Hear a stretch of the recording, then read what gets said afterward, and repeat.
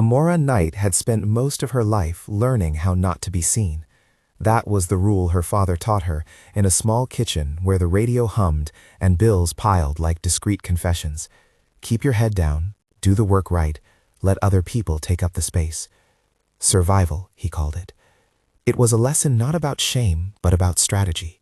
How a person could move through a room without making waves and still notice the way the light hit a hand, the tremor in a voice.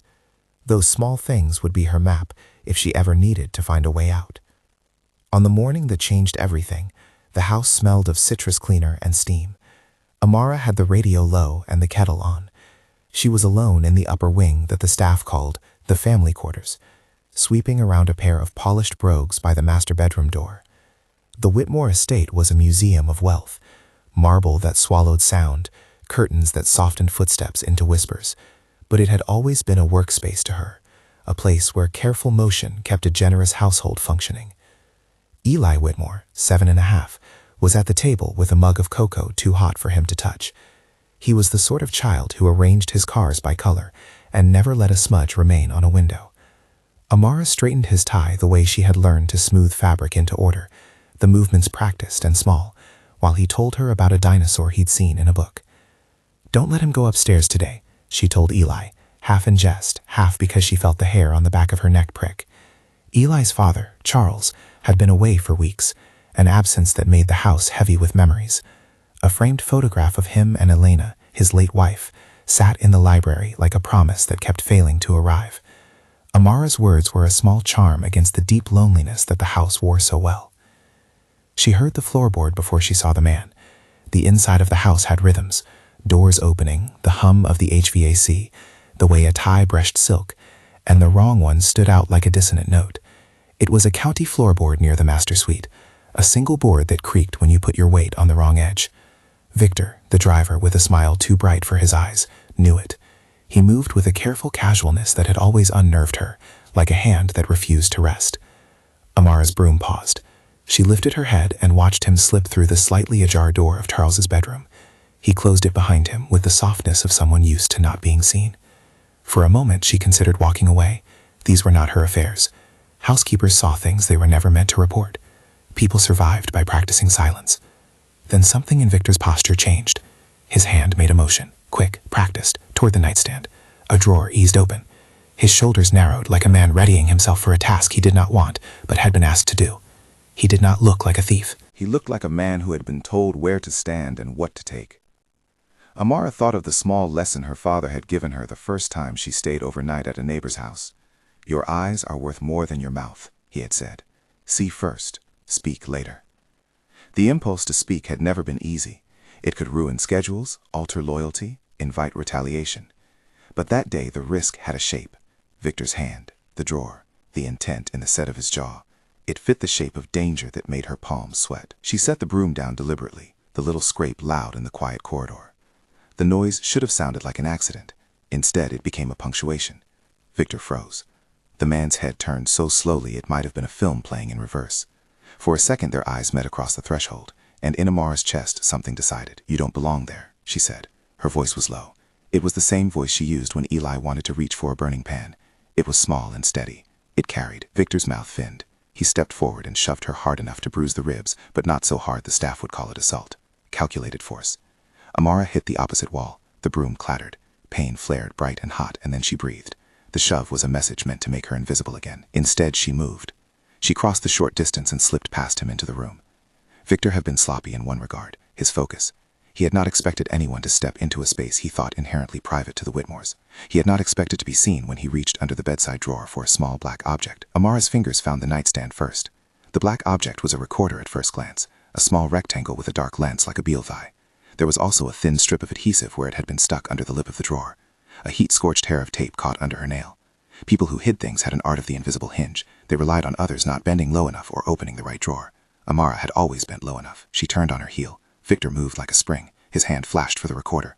Her arm reacted, a reflexive block that sent him staggering back into the wall. He swore then in a low voice. Not the curse of a man scared of being caught. The curse of a man whose plan had just shifted. "Leave," Charles said from the doorway. He had been awake. He'd heard the broom, the thud, the swear. He hadn't expected a confrontation. For the first time since his wife's funeral, he looked put together.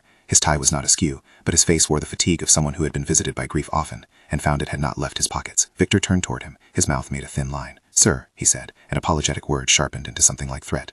He moved as if to explain. The movement drew the attention of the staff like a physical pull. The house knew when trouble arrived and turned its occupants toward the arc of it. Charles's eyes were a map of conflicting urges. He had men who would handle threats. Daniel, head of security, who carried the crisp competence of someone who had once run special teams.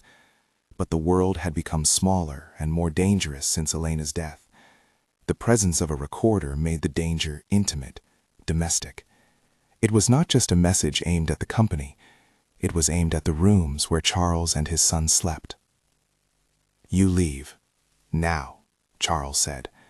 He said it like a man who had lost a person and refused to lose a day of respite to fear.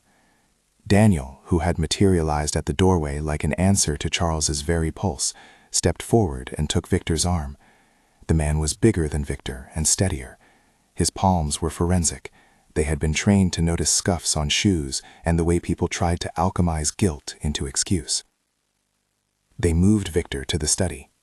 They sat him down. Daniel spoke in that economy of speech that says, "We will do what must be done," and nothing more. He took Victor's coat, untucked a seam, felt inside a pocket where the lining had been sharpened to hide things. Victor's hands did not tremble until Daniel asked about payments and names. Then the man's composure looked brittle. He said nothing at first. Amara watched. She felt both a strange surge, someone had finally seen her, and a tremor of something else. She was now entangled. She had evidence in her hand and a shove on her ribs. She had broken a code that had kept her safe. The house, the staff, the loneliness were clauses of a contract she had always honored, but she had also been the person who saw. Seeing had consequences. Charles bent and took the recorder from Amara's fingers with the care of someone handling a relic. He turned it in his hand like a compass. "We'll need to bring this to the company," Daniel said. "It could be a simple theft, or something worse." "You called the police?" Amara asked. It came out steadier than she felt. Charles shook his head. He looked at Daniel. "Not yet. Not until we know what we're dealing with. Call Margaret." The name struck in Amara like a key. Margaret Rhee was not someone you called for a lost watch. She was a former counterintelligence officer who moved through the seams of corporate security the way a surgeon moved through layers of muscle. People like Margaret understood not just who had committed an act, but why it had been committed and who had ordered it. Invoking her was an escalation. It meant this was already bigger than a man with a conscience who could be bought. Margaret arrived in a drizzle of rain and an umbrella that did not match her face. Severe, weather-worn, sharpening her jaw. She smelled faintly of cigarette smoke and lemon. She had the look of a person who had found bureaucracy amusing until it refused to admit danger. She did not sit for long. She took the recorder, turned it on, and listened. Her face was unreadable, which in her line of work was a profession. "This was planted," she said after a moment. Her voice was flat but edged with a certainty that came from attending to patterns across years. It wasn't meant to be found this fast. Amara's hands were on the back of a chair. She had the urge to tell Margaret the sharp texture of the adhesive tape, the way the drawer bore at least one scratch that looked like it had been made by a jeweler's file, someone who liked precision. Instead, she kept to the observation her father had taught. Speak when you have to, and when you can change something by having spoken. Margaret looked at her then, and something like curiosity softened her features. "You found it?" Amara nodded. "You should have reported it to security. Don't hide evidence. Don't move it." "I moved it because I was scared someone would take it. It was beneath the nightstand, like it didn't belong to the surface of the room," Amara said. The words surprised her. They came with a kind of relief. She had expected admonition, but Margaret's eyes gave her the recognition of an operative who knew the value of a witness more than the value of protocol broken in panic. "It's better that you saw," Margaret said. "We need witnesses who can withstand pressure." Charles cleared his throat. He had been quiet in the doorway, absorbing this small domestic betrayal. "I want you here tonight," he said to Margaret. "And Daniel, get the boardroom swept. If someone planted this here, they may have targeted the company. The boardroom had the kind of table that made people feel smaller, a slab of dark oak that swallowed echoes, a ring of chairs that made confessions sound like counsel. The board meeting in an hour would convene the Keens, the Harrises, the usual chorus of padded opinions. Amara had seen them arrive on Tuesdays, a slow migration of cufflinks and assurances. Her work was to clean after their mistakes, to make the house ready for their power. For the first time, she would move into a space where her presence would complicate the choreography of power. They swept the boardroom with a methodical patience that felt almost ritual. Daniel had his team. Margaret moved like a conductor. Martin Graves, head of compliance, came with documents and an expression that made every possible outcome a spreadsheet. They checked under chairs, inside lamps, beneath the table's apron. Amara watched the underside of furniture as if she were reading a lie. 10 minutes later, Margaret's voice cut through the air like a scalpel. There.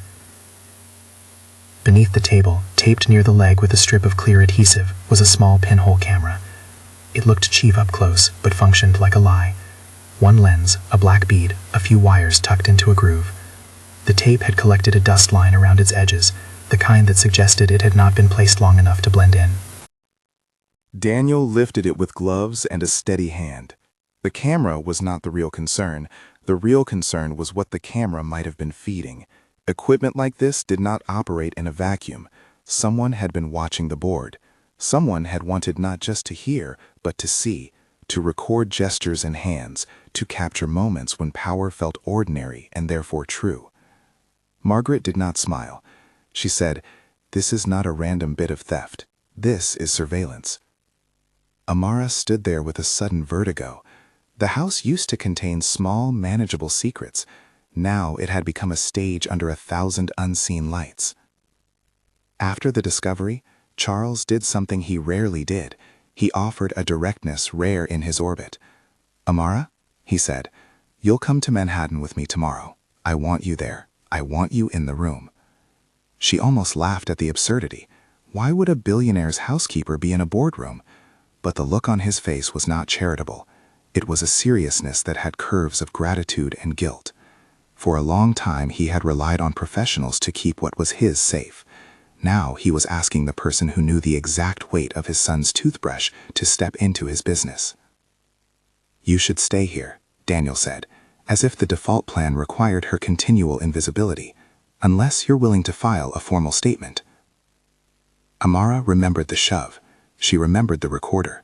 Her chest had a new weight that felt like the first time you hold a child's hand in a crowd. She had spent years moving like an absence. She had not expected to be credited. But when Charles looked at her, something shifted. He saw the bend of her hands, the way she had found the recorder. He saw that the house had a witness he had never trained into his life of privilege. "All right," she said. The word felt strange and enormous at once. It was not a decision made for heroics. It was practical. Stay close and see what will happen. If someone in a suit could place a camera under his boardroom table, who could know what a driver could be tasked to do at night?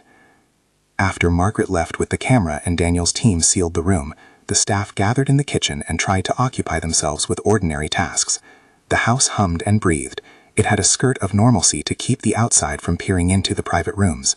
Amara made herself a cup of tea and sat at the back of the kitchen, where the radio was static and the morning light cut the room into blocks. Her phone buzzed.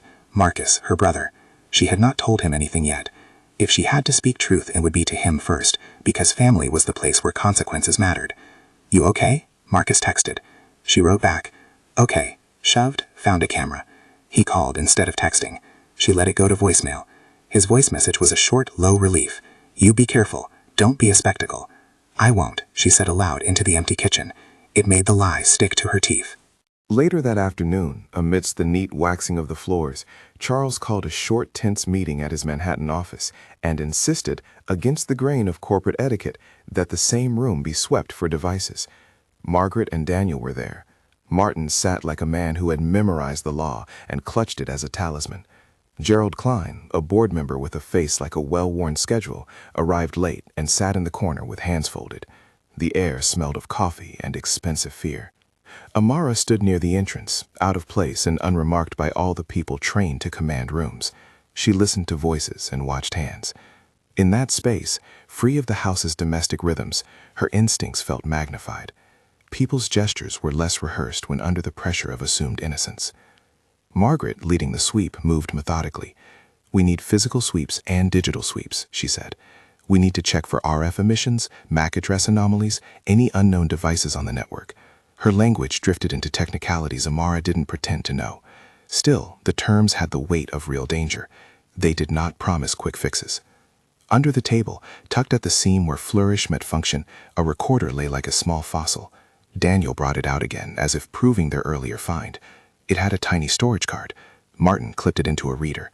For a moment they all peered at the laptop screen, as if a small miracle might appear on the feed. Nothing dramatic, no secret confession or smoking gun audio. Instead, the file names were bland. Audio 001.wave, audio 002.wave. But someone had been listening. Someone had been archiving. Amara found herself leaning forward as the first file played. Under the polite, distracted chatter of the board members, there was a small background sound that made the hairs on the back of her neck stand up. The short, repeating, inaudible blip of a digital transmission being sent. It was the musical signature of data. Packets leaving a device. The mechanical heartbeat of surveillance. Margaret's face darkened. "This isn't just local storage," she said. "This was streaming."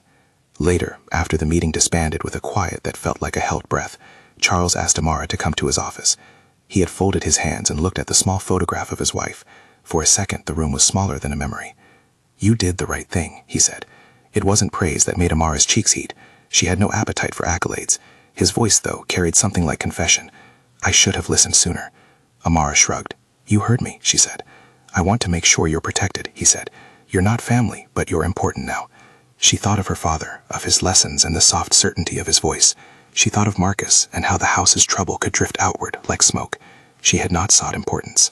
It had found her in a bedroom, beneath a nightstand, in the shape of a cheap recorder.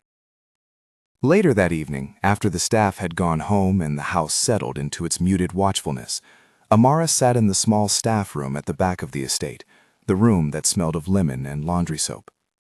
She held the recorder in a paper envelope Charles had insisted on. The envelope was cold in her hands and carried the sticky residue of decisions made by other people. She pressed her thumb against the paper and felt a tremor of her pulse through the thinness. Her phone vibrated with a message from an unknown number, a photograph attached, a still taken from an angle that could only be captured by a camera positioned on a second-floor eave.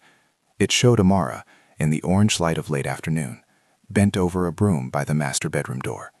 The caption read, "We see you." For the first time in a long while, Amara felt nakedness, not of skin, but of mind. She had always kept the house's secrets. The house had never returned the favor. Someone had watched her being the person she was. They had watched her finding a camera. They had known the precise instant she bent to pick up the broom.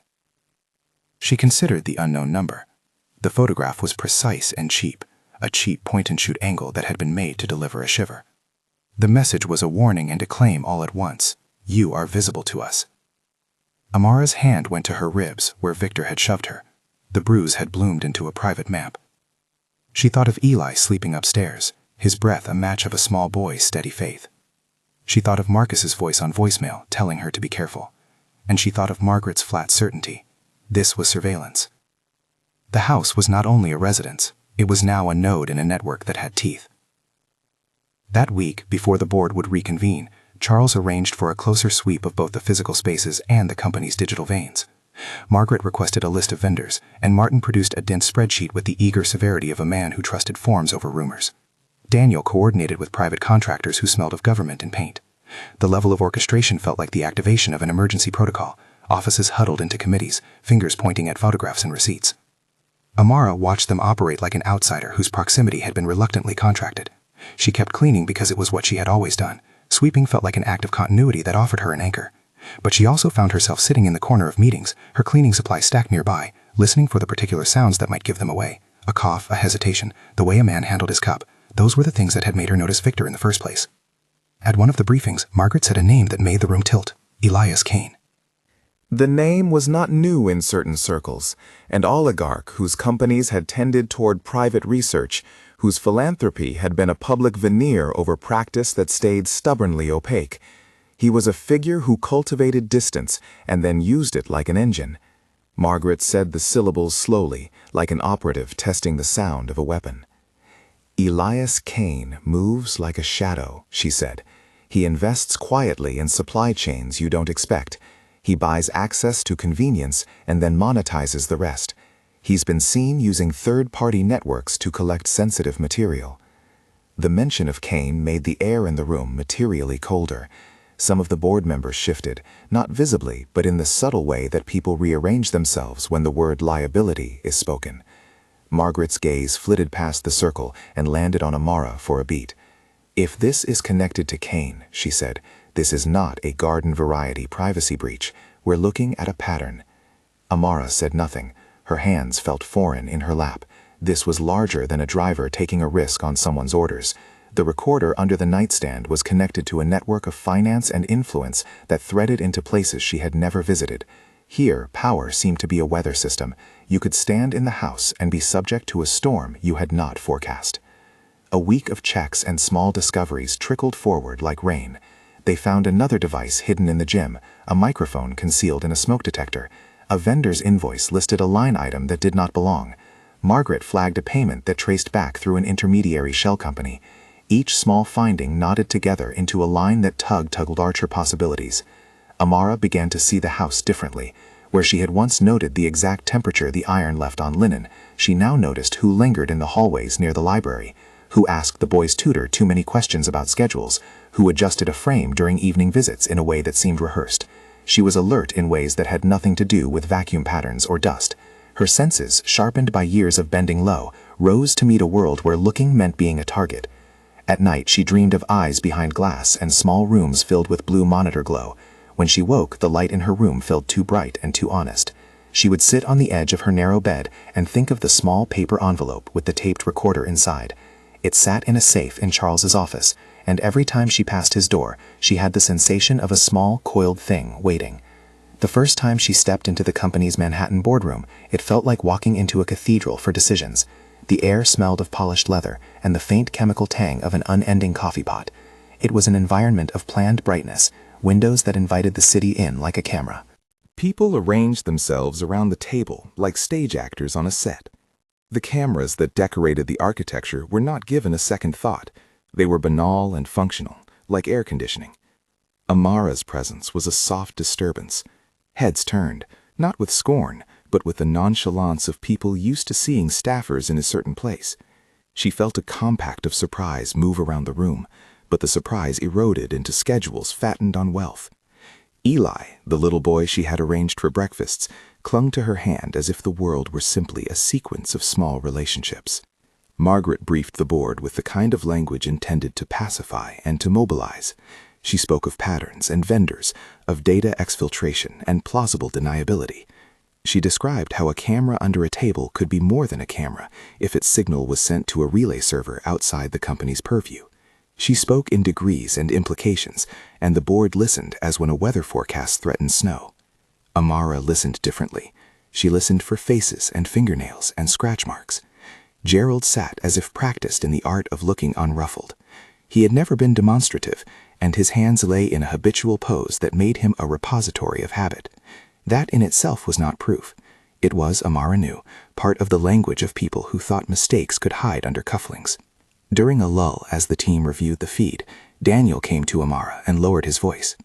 "We're going to do a deeper sweep of digital logs tonight. Margaret will spearhead external ties.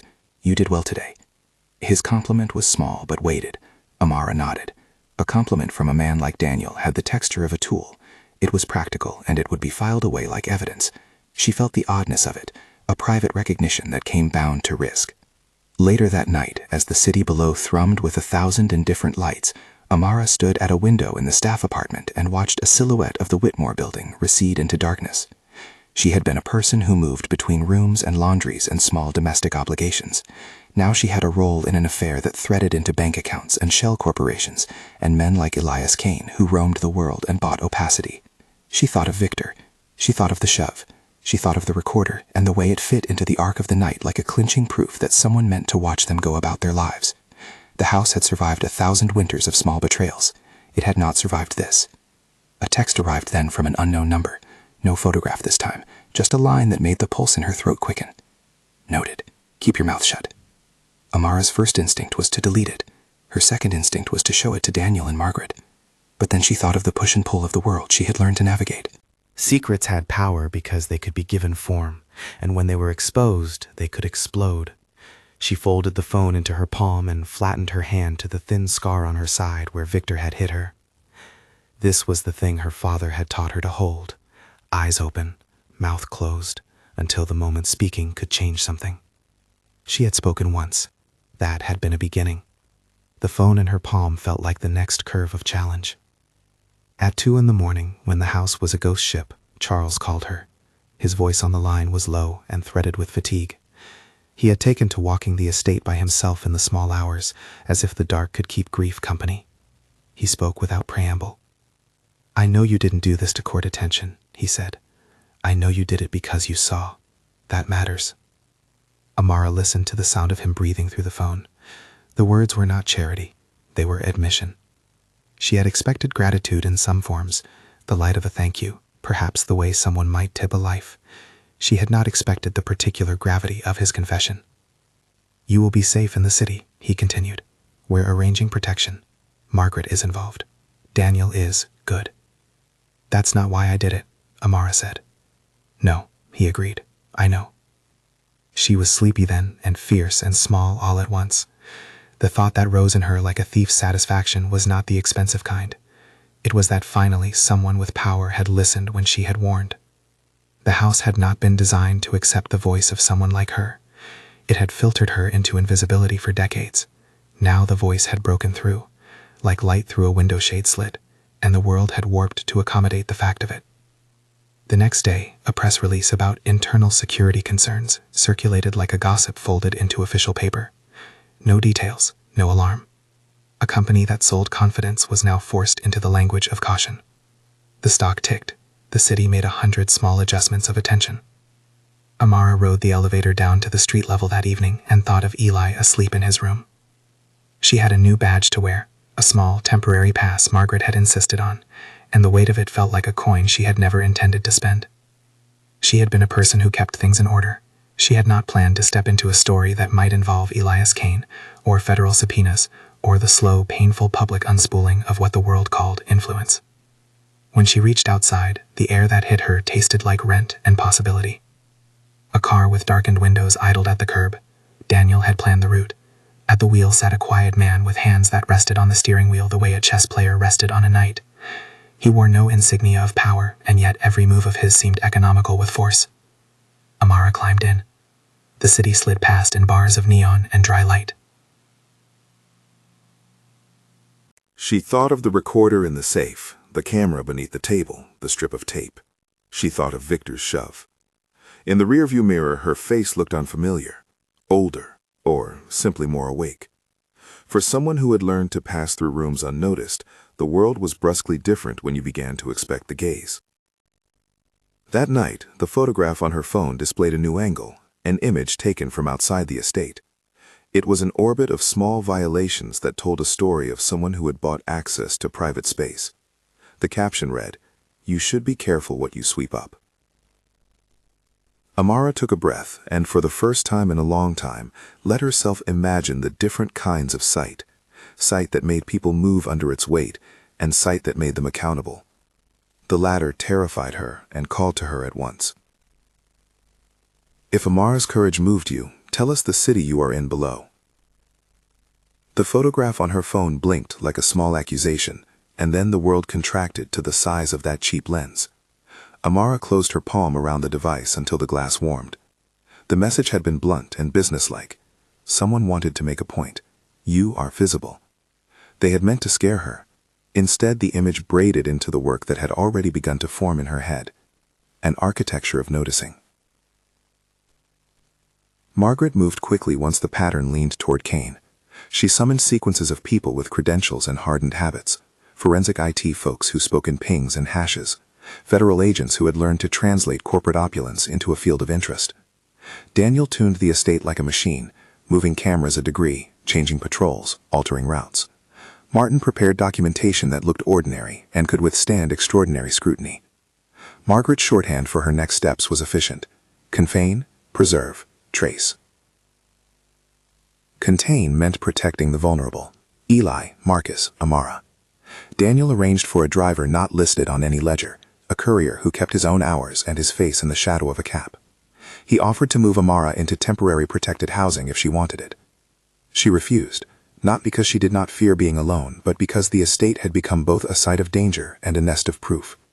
She preferred to be where things happened, where the raw materials of the case could be touched. Trace meant following the data where it ran. Margaret's team began to peel at the vendor invoices, to read the numbers as if they were lines in a confession. Payment chains that had seemed antiseptic revealed the rust of intermediaries and shell accounts.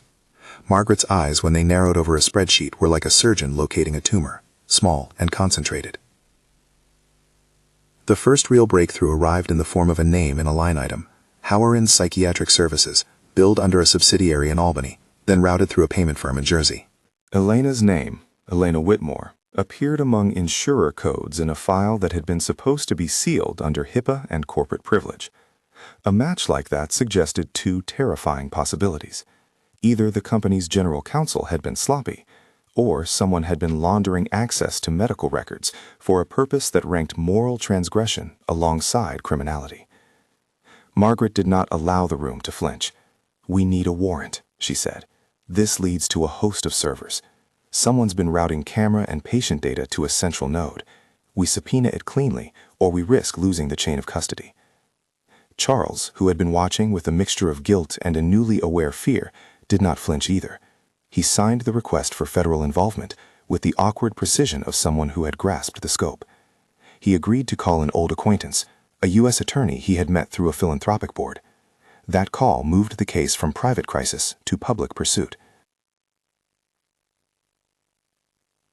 The morning the warrant was signed, Amara woke before dawn, even though she had slept in fits. Light was thin and silver against the estate stone. She moved through the corridor with the quiet cadence of practice, shoes making a soft, controlled sound, as if the house were an organ and she its practiced musician. In the kitchen, Daniel had arranged for coffee and a nap. Margaret sketched the day in sparse phrases and cross-hatched arrows. Federal agents would come with steel resolutions and forms in triplicate. A digital forensics crew would, if the warrant held, drive upstate.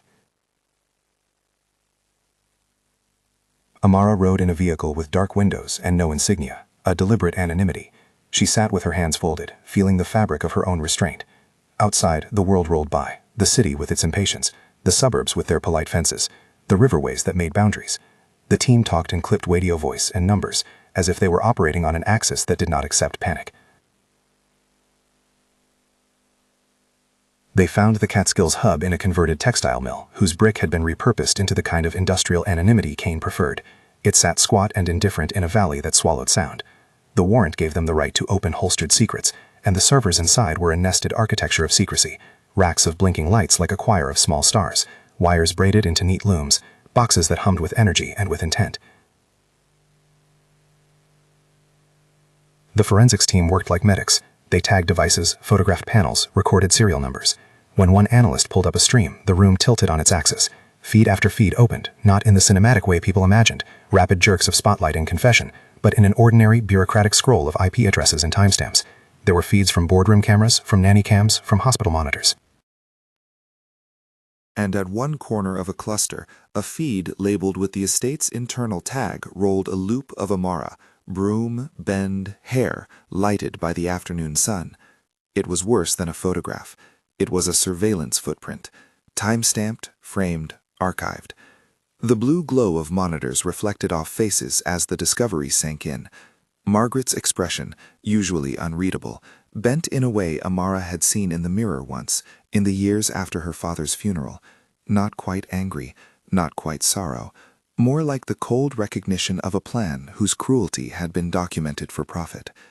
"This is large," the federal agent said, "and coordinated. We may be looking at violations spanning financial crimes, privacy statutes, and possibly RICO. We'll need to assemble a task force." The agent's words stitched the room together.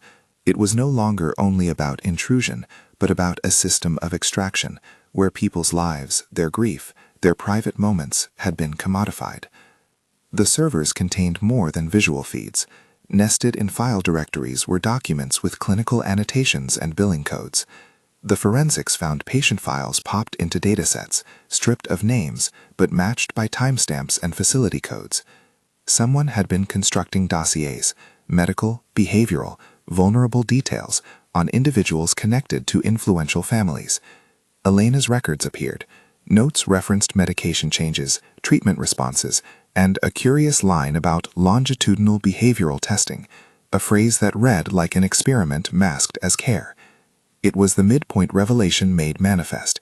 Kane was doing more than surveillance. He had cultivated dossiers and, in places, weaponized medicine. That implication hit Charles with a physical thud. He covered his face with a hand and did not immediately know how to speak into the absence of a wife, whose name now found itself entangled in a web of presumptions. Amara sat with a silence that felt like a new kind of armor. She had always treated files as objects: linen inventory, staff lists, dinner menus. These files carried an intimacy that turned the industry of secrecy into something invasive on a cellular level. She thought of Elena in the photographs she had seen in the library, light soft on a smile, and realized that a life could be misused even after death, cataloged and monetized. They brought back a fraction of the servers to an evidence locker with the care of people who knew that the smallest breach could ruin a case. Every drive was cataloged and cross-referenced. Margaret began to assemble a narrative from cold bites, a story that federal prosecutors could follow into Kane's corporate labyrinth. But Kane did not wait. He reacted like a man for whom denial was an appliance meant to be turned on. Within 48 hours of the Catskills takedown, the press had a leak, an anonymous tip delivered with the polite cruelty of a man who liked to watch storms churn. A tabloid wrote an op-ed about overzealous corporate paranoia. Another outlet leaked accusations that the Whitmores were using surveillance on their own staff. It was the thin, rhetorical blade of those who equated visibility with guilt. Margaret recognized the pattern. "He's baiting," she said. "He's going to try and muddy the water. We need a controlled release. We have to be louder with evidence than his pay-for-influence noise." They prepared a curated packet for a trusted reporter at a national paper. Evidence authenticated, context provided, legal boundaries observed. Vanessa Sloan, the disgraced lobbyist who had once worked on healthcare policy until her reputation had been eroded by transactions she had now come to regret, volunteered to open doors. Vanessa was a figure who had lived in the in-between, neither fully aligned with Kane nor entirely part of the Whitmore circle. She carried a guilty conscience and a wind of useful connections. Amara met Vanessa in a diner that kept its light low and its coffee honest. Vanessa arrived with a face that looked like a ledger, lines that told you a woman who had made strategic choices and now wanted to call some back. She slid a slim USB across the table. "You won't like everything on here," Vanessa said, "but it implicates enough. I want this handled right, not tossed to the tabloids." Amara looked at the drive as if it were a small, dangerously honest thing. It contained vendor lists, emails, and a trail of payments that linked shell companies to an account associated with Kane's foundation. But raw accounts were only stitches without the needle. Margaret and the federal team began to overlay the financial evidence with the server feeds. Patterns emerged: payments timed to equipment purchases, communication threads that referenced an intermediary, Gerald Clean in particular, and a facilities director with curious lines of authority, Ron Mitchell. Ron's name appeared in invoices and keycards. He was a man who had been at the estate in a role that made him both necessary and able to be compromised. Margaret went to him with questions. He was evasive at first, then defensive, then plainly frightened. "I signed off on routine maintenance," she said. "I didn't know who ordered what. There were orders from a company I trusted." Gerald Clean, when confronted, adopted the cool demeanor of old oligarchy. He suggested the board had to make tough choices. He hinted at competitors, at legal gray zones. But the trail of wire transfers on Vanessa's USB and the logs from the Catskill servers left him little room to stand on the bland ground of deniability. Meanwhile, Victor sat in a county lockup with the kind of boredom that was a precursor to fear. He had been quiet the first days, a knot of shame and resolve. His confession did not arrive as a tearful revelation. It came as a pragmatic offer. He would talk if the government protected him, and if a particular man, Kane's lieutenant who handled payments, was dealt to justice. Daniel and Margaret negotiated with prosecutors. Victor's testimony would need corroboration, but he carried direct experience. The shove, the instruction, the names whispered in the dark between drivers at a gas station. Victor's confession carried an emotional complexity that surprised Amara. In person, the man had no villainous grandeur. He was a person whose choices had been narrowed by need, and who had learned to make trade-offs to survive. Amara had felt pity, then anger, then the pragmatic necessity of his words. He would testify. His drive contained photos and a rough log of deliveries, and a notation, routine checks 3 bi-monthly to Catskills. That, coupled with Vanessa's USB, made the federal case move from circumstantial to prosecutable. Margaret kept them all focused: the legal scaffolding, the press narrative, the safety. She knew the danger of letting emotion lead. Kane was not a loose cannon, he was a careful architect. They needed to create a channel that would bring him into public view on their terms. The plan evolved into bait and capture. A staged gala, ostensibly a charitable dinner, would draw a piece of Kane's network into a place where federal agents could observe. It was a false gala in part, a decoy configured with press, security, and a controlled perimeter. They would leak the idea that Whitmore Holdings was planning an exclusive donor dinner. Such events were always ripe for Kane's curiosity. The night of the gala felt like a choreography of light and shadow. The event was held at a private club with pillars and low, warm lamps. Guests moved in measured arcs. Charles stood near a potted ficus, his suit immaculate and his face still carrying that spacing of someone who had spent too many days in grieving. Amara wore a chooser's grace. She moved among staff, adjusted a napkin, smiled on cue. Her presence was both emblematic and strategic. The woman who had once been invisible now held the inside track on the house that had become evidence. Margaret had set nested surveillance inside the venue, counters, hidden mics in proper channels, and discreet federal agents who blended into the evening's permissible opulence. Vanessa circulated like an instrument, her smile heavy with the knowledge of instruments about to be played. Gerald arrived as expected, perfect cufflinks, a face that suggested he had always moved between possibilities. He lingered where donors might cross paths with Kane's operatives. Ron worked the periphery, a shell of anxious competence. Kane did not show that night. He had 1,000 ways to avoid a spectacle, but Kane's network sent operatives who tested the security in small, deliberate ways. A driver loitered too long by a loading dock. A courier attempted to slip through a service entrance with an envelope that did not belong. Daniel intercepted them with the gentle authority of someone who had practiced the art of not startling a situation. A minor scuffle and a loading bay, the kind of event that in an ordinary world would become gossip, was exactly the kind of test Kane would stage. When the courier's satchel was searched, inside was a cleaned recorder and a note that read like a challenge: "Keep digging, you'll like what you find." The courier, when pressed, claimed to be a freelance contractor. His phone, however, linked back to a number associated with Kane's logistics arm. Margaret seized the moment. She arranged for the courier to be taken into protective custody, and she allowed a controlled leak, a feed of the courier's phone that suggested Kane's involvement. The press smelled a story and began to circle. Kane, who measured reputations like currency, reacted predictably in his public posture, but privately with calculation. The set piece's purpose was to draw Kane's attention to a place where federal agents could act. The trap was baited with narrative and with convincing detail, but traps have to be precise. Kane's network was not flush with amateurs. It had mechanisms for deniability and for violent protection. Margaret would not count on luck.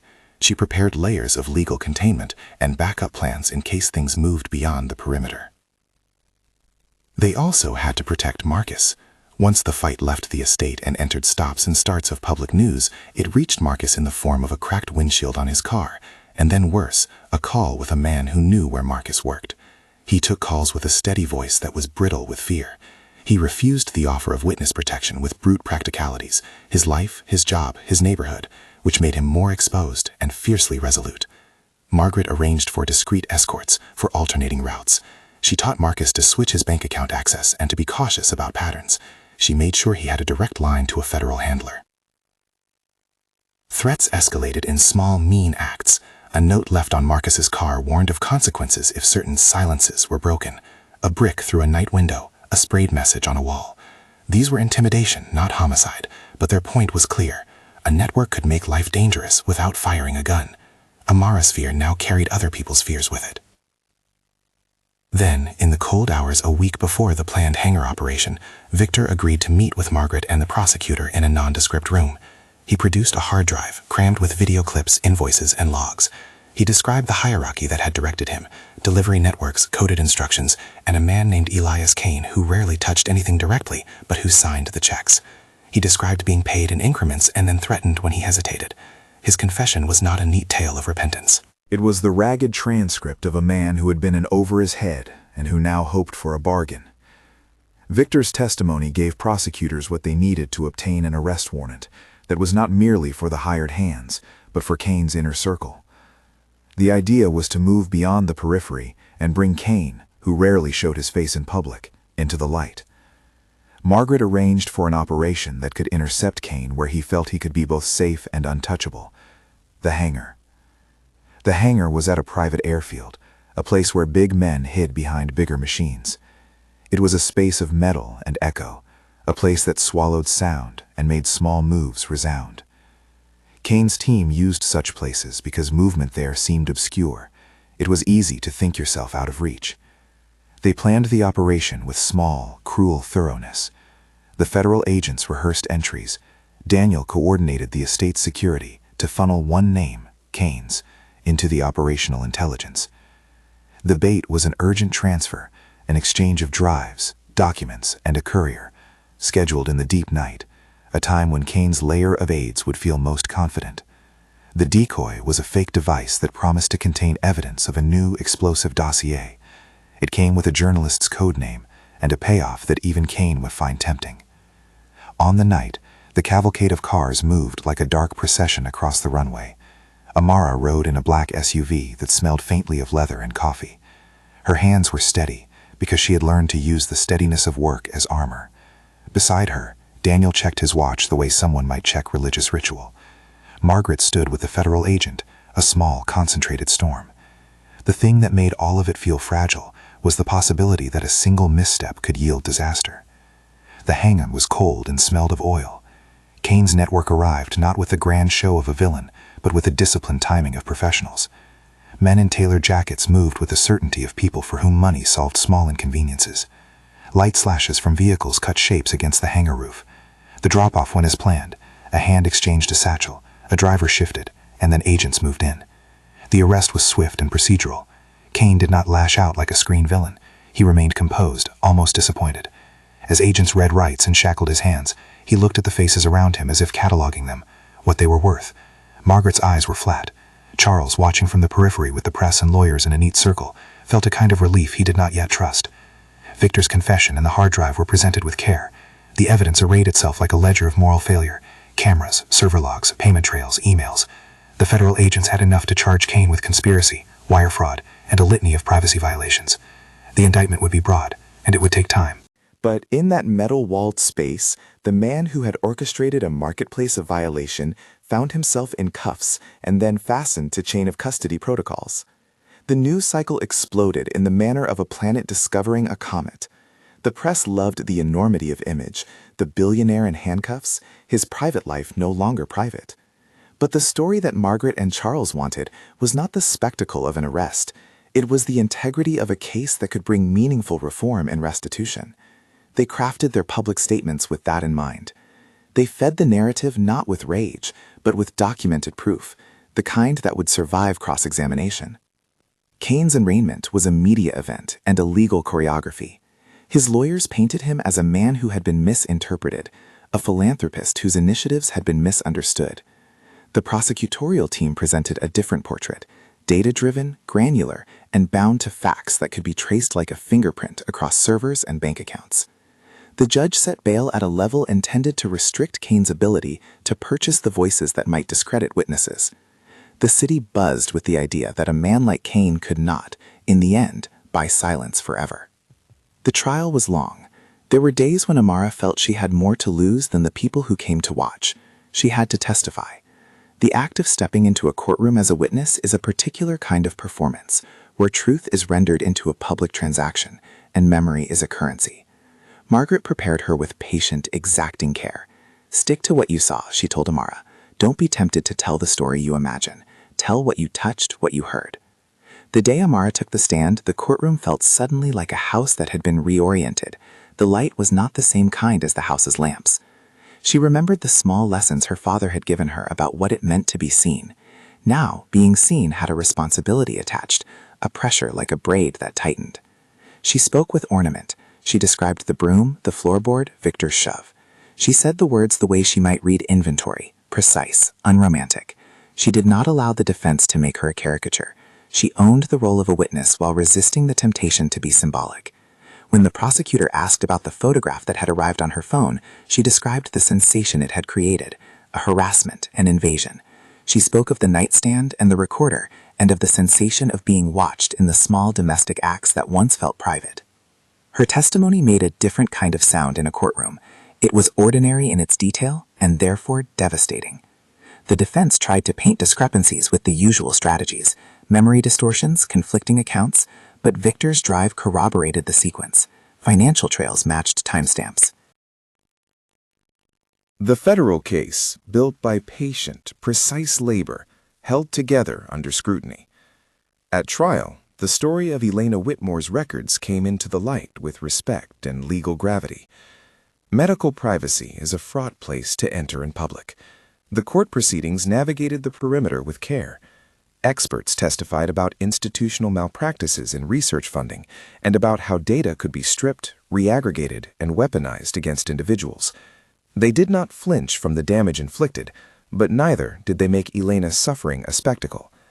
Amara watched the testimony about Elena, about consent forms, about unusual billing, that suggested a corporate appetite that had overreached into the very foldings of grief. The jury took its time, which was a kind of mercy. Months in a jury room are the slow grinding of civic responsibility. They emerged with a verdict that acknowledged the scoop and coordination of Kane's abuses. He was convicted on several counts. The sentence would take factors into account, a man's wealth, his reach, but the conviction was the kind of institutional acknowledgement that moved beyond rhetorical retribution into tangible legal consequence. After the conviction, institutional questions remained. The Whitmore Company underwent audits. The board restructured roles that had allowed conflicts of interest to fester. Charles, in the months that followed, had to look at his own part in the permissiveness that had allowed Kane's infiltration. He stepped down from a ceremonial committee. He made public commitments to fund an internal oversight office and to endure congressional questioning without evasiveness. The public liked the narrative of a repentant billionaire, but the work required quiet endurance, revising policies, strengthening compliance, and ensuring that vendors were chosen with a transparency previously absent. Amara's life, too, remade itself in slow, human increments. The estate, once a place of repetitive domestic rhythms, grew into a locus of reform. Margaret pressed for a center of ethics and oversight within Whitmore Holdings, one that would be independent and empowered. Martin Greaves, chastened by the discoveries, took an active role in constructing a compliance framework that meant real audits, not box checks.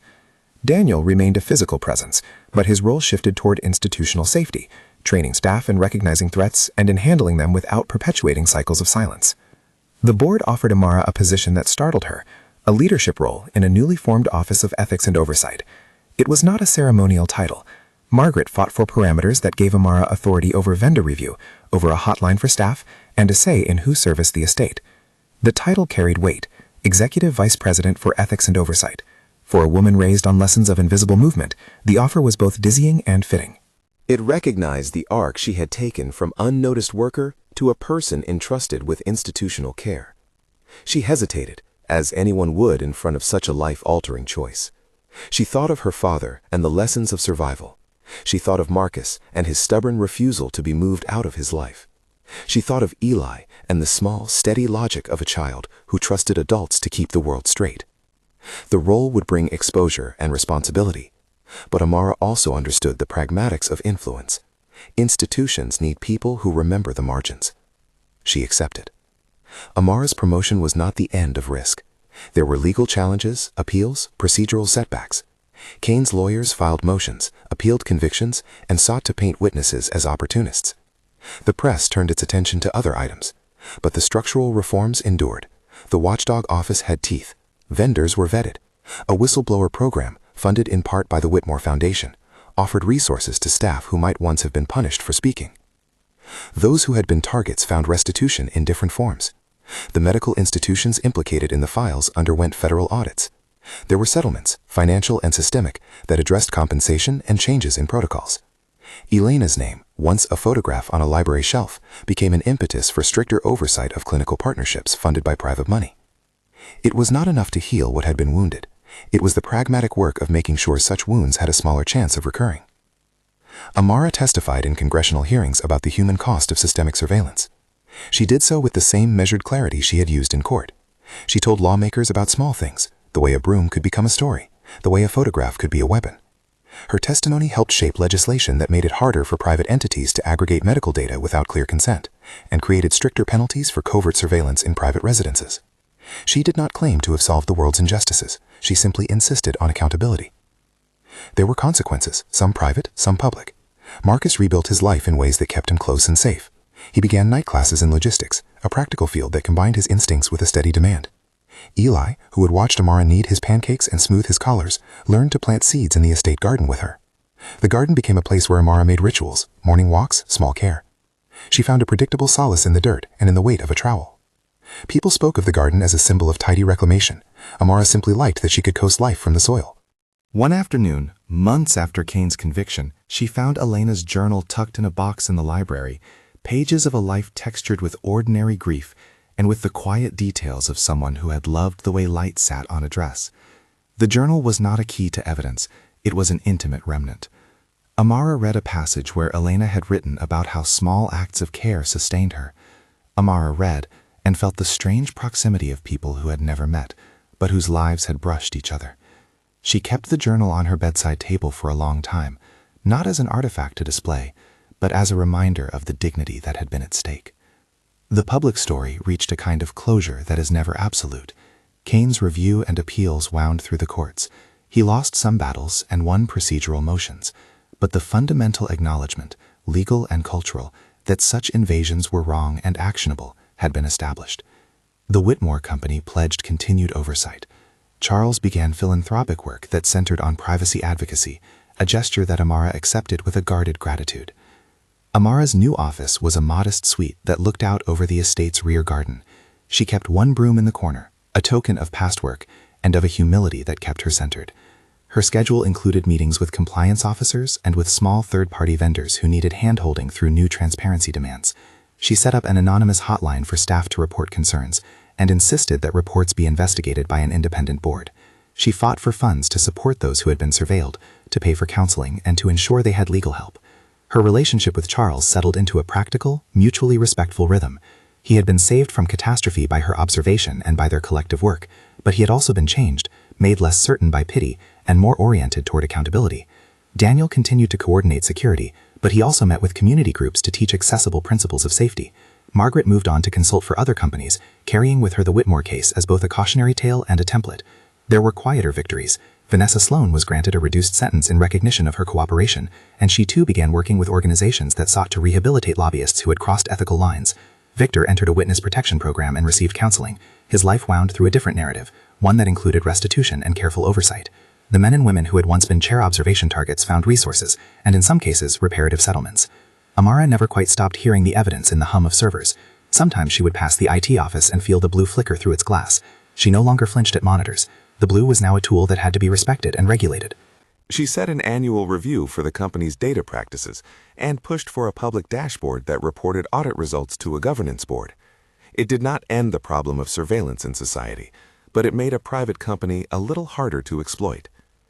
The epilogue was not a grand announcement, but a sequence of small, steady scenes. On a Sunday morning, Amara walked the estate's garden with Eli at her side. He was taller now, his dinosaur phase replaced by an interest in insects and the geometry of leaves. He asked her about the clouds and the names of plants. She nudged a small seed into the soil and covered it with her thumb. She told him stories about patience and the way roots work beneath the visible world. Marcus came over for dinner. He told Amara about a class that would allow him to teach logistics principles to local high school students. He had a plan now, and the look in his face was no longer brittle panic, but a cautious optimism. When they spoke about the past, their words landed as experience, not spectacle. One evening, Charles invited the staff to an open house, a modest event meant to honor the people who kept the estate running.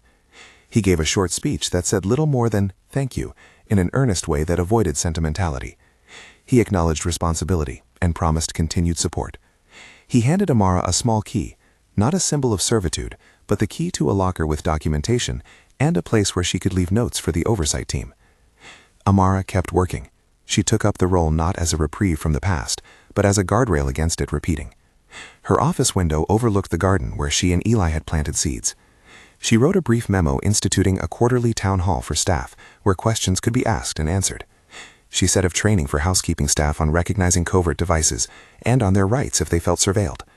She did not want another person whose life had been invisible to have to make the hard choice she had made. At night, she sometimes dreamt of blue monitor lights and of a floorboard that creaked like an old joke. She would wake and feel in her body the bruise where Victor had shoved her. It had faded, but not disappeared. Trauma's marks, she thought, are like the rings in a tree, evidence of growth shaded by the past. The last scene, small and private, came on a spring day. The estate's front parterre smelled of cut grass and new soil. Amara knelt at a bench where Eli chased a beetle with his small hands. Marcus leaned against a column, a casual figure not waiting for permission to exist. Charles tended a section of roses with a clumsy competence he had developed in the aftermath of the trial, practicing repair with tools he could fit to his hands. Margaret visited briefly, her umbrella folded against the sun, a knowing nod shared between them. Amara had Elena's journal beside her on the bench. She opened to a page where Elena had written about the color of light in every room in the house and about ordinary gratitude. Amara read it aloud to herself, a private ritual. She pressed the journal to her chest, then set it on a shelf in the small office she kept for personal things. She had been taught to move unseen. She had been taught to let other people occupy the space. But now, standing among the plants and the people whose lives had been knotted with hers, she felt another lesson settle in. Visibility carried responsibility, and the courage to speak could shift institutions. She had warned Charles one night. That whisper had bent the arc of her life. The warning had become a trigger for change that extended far beyond a house. If this story moved you, consider supporting organizations that protect whistleblowers and survivors, groups that help translate courage into safety and laws into practice. And if you want more stories that follow small acts that remake big systems, subscribe and come back. The work doesn't end with one verdict. It begins anew in each measure of vigilance, in each person who learns to speak when seeing can change the world.